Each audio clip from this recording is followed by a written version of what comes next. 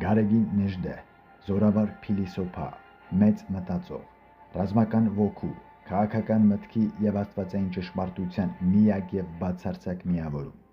հայ ազգային ազատագրական շարժման ծաղկման շրջանում գտնվող զինվորական առաջնորդներից Գարեգին Նեժդեը առանձնանում է իր եզակիությամբ, նրա ռազմական հմտությունը գերազանցում է միայն նրա որպես հեղինակի և մտածողի դերը, որի համատեղ աշխատանքները նպաստել են ազգային գաղափարախոսության ձևավորմանը և մինչ օրս շարունակում են ազդել հայ մտածողների, քաղաքական գործիչների և առաջնորդների մտածելակերպի վրա։ Նախիջևանում ծնված նա թողեց Սանկտ Պետերբուրգում իրավաբանական կրթությունը,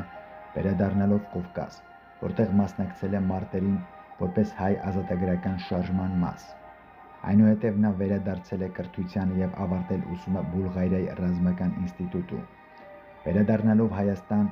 նա ղեկավարել է ռուսական բանակի հայ եզդիական դիվիզիան թուրքերի դեմ Ղալաքիլիսիայի ճակատամարտում։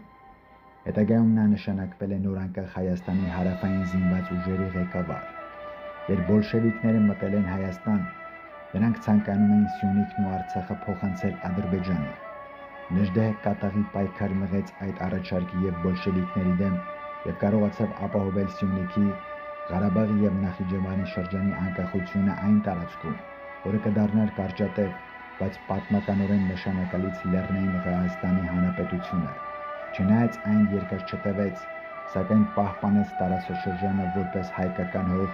որը կդառնար խորհրդային Հայաստանի մաս և ի վերջո նորանկախ հայկական պետության մաս։ Նա լքեց Հայաստանը, երբ երկիրը բոլշևիկներին անցավ,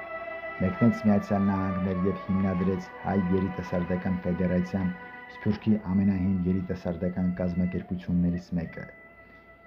Իր մարտական սխրանքներից բացի Նեժդեը բեղուն գրող էր,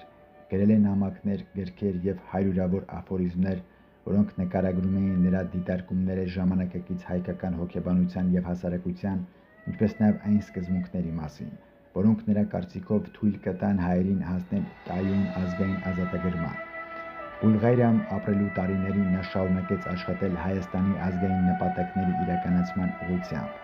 Խորհրդայինները նրան հրավիրեցին հանդիպման, որտեղ նրանք պետք է բանակցեին, բայց դա ծուղակ էր։ Նեժդեը ձերբակալվեց և ուղարկվեց Ռուսաստանի Վլադիմիր բանտ, որտեղ նրան հարցաքննեցին և խոշտանգեցին։ Որոշ ժամանակ անց Երևանի բանտում անցկացնելուց հետո նա վերադարձավ Վլադիմիր բանտ, որտեղ էլ մահացավ։ Նեժդեի թողած ժառանգությունը ոչ միայն կարևոր և հիմնաքարային է հայ ազգի, այլև արժեքավոր այլ ժողովուրդների և ազգերի համար։